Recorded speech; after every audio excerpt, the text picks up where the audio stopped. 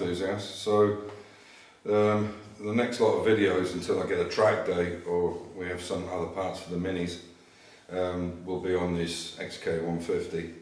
It's a real shame that the views drop dramatically when I go onto the Jaguar, but it is what it is. I can't make up content, I have to do what we're doing at the time. So that being said, we're going to plod on anyway, and hopefully you watch in. So as you can see here, this is the tonneau cover. We sandblasted it, cleaned it, got all the surface rust off it, took a lot of lead out of it as well, and we've just primed it up. There will be work going back over this, but it's just to keep the tonneau in reasonably good condition. So it's painted inside and out, and behind it is the boot lid. So in this video there's a showing sandblasting. Now I know that's maybe not particularly interesting, although it is, because they're very short clips, they're only 30 seconds or so, but you can see how well the gun that I bought, which is more of a professional gun, certainly not the DIY one you get from Clark when you buy the sandblasting cabinets, they're rubbish. I bought a really good quality gun, and you can see the difference, the amount how quickly that it comes off in comparison to, you know, the Clark or a cheap sandblasting gun. So I hope you enjoy the video, and yeah, and watch us as we go along putting this car back together. So we've got the tonneau back off. We start to cut the holes in here for where the captive nuts are going to go on the side here, you can see. And now what we have to do is rebuild these side pieces to fit perfectly with this shape, and you can see the shape is not quite right here on this. This is all brand new, all this edging, because it was quite rotten. To give you an idea, I can't remember what the quarter panels are, but the front wings on these are around about 4 grand, I think, with a VAT. For this front wing here, and you can buy it in sections, you can buy the front piece and so on, but the whole wing is about £4,000. So I would imagine that quarter panels, even with the shape in that, yeah, I would imagine that's still probably 1,800 quid, 2 grand, I would imagine. I don't know. It likes us to print money, I guess, you know, cars this age. But you can see here, we've got to bring this dip down, because we actually built all this onto it brand new.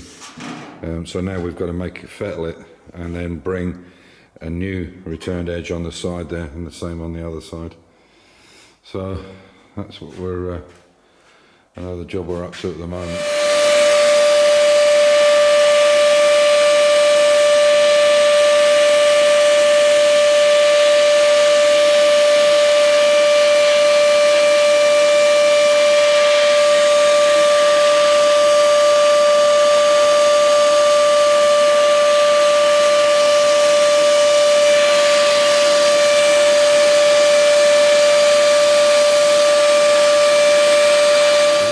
Good condition though. It's got wood strats in it there, you can see. So just a bit at the end now to get to. Nice.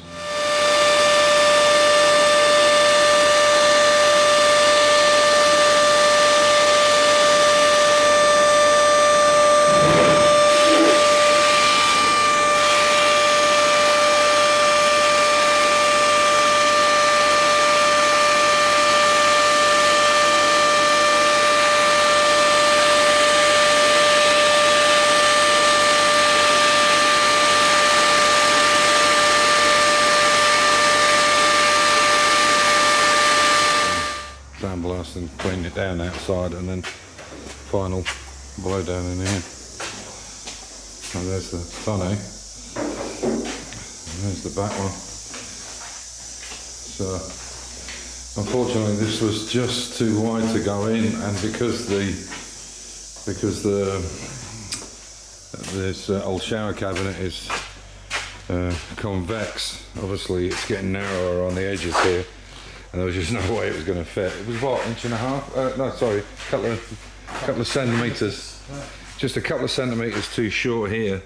So you can imagine as to try to pick it up, it just wouldn't go in. This is a real shame, but there you go, kind of everything. But he's going to now put this primer onto this, which is MIPA. This is what we use, MIPA, which is well known, automotive. This is the hardener. So there's this 2KHS acrylic filler. So it's all got acrylic on it before we start. This is the stuff for the arches, the black. And that's the one we use, and it's really good stuff. Mir's very happy with it. And he has the best gun I could get him. Well, it's a special one. I don't even know what is it?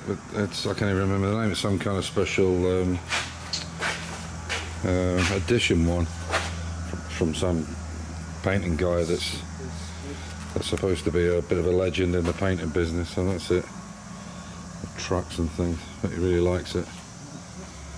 Seems to made in Germany, not in Japan, in China. Made in Germany. It's got to be good stuff. There you go. That's the one. Edition.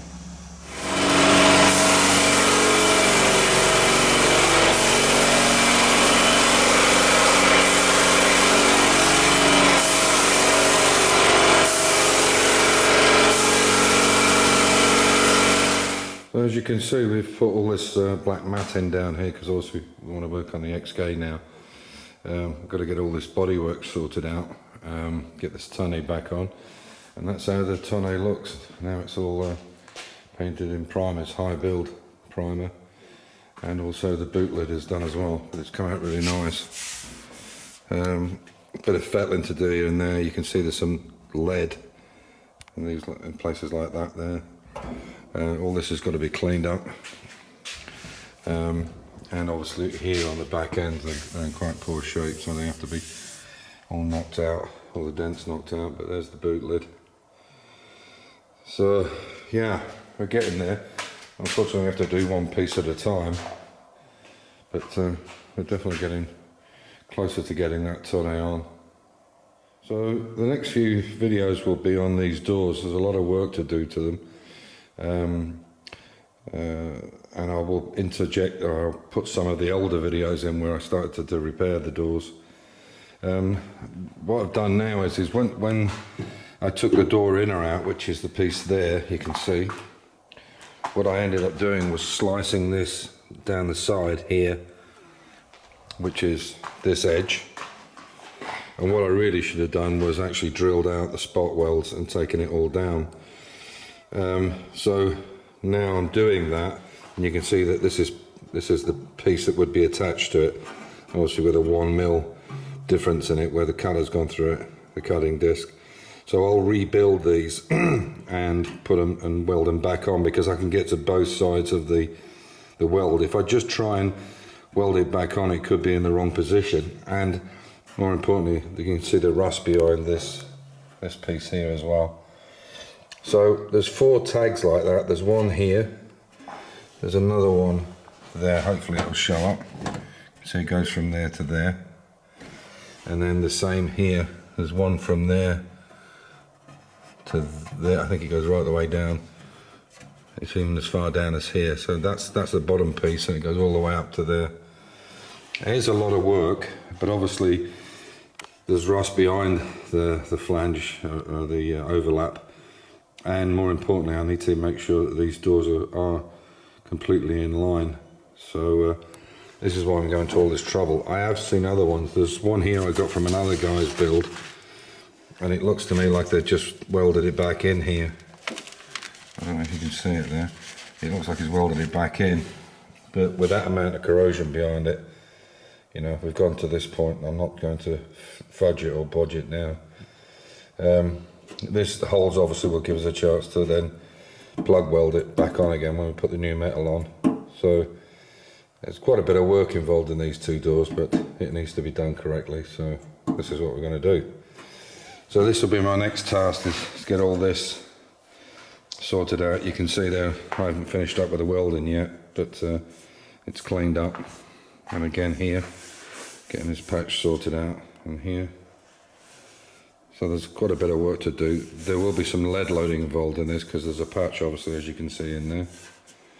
Yeah, so basically this is what the work will be done over the next few days on these to get these absolutely right. But there's so many spot welds in there, it's absolutely incredible, but it has to be done.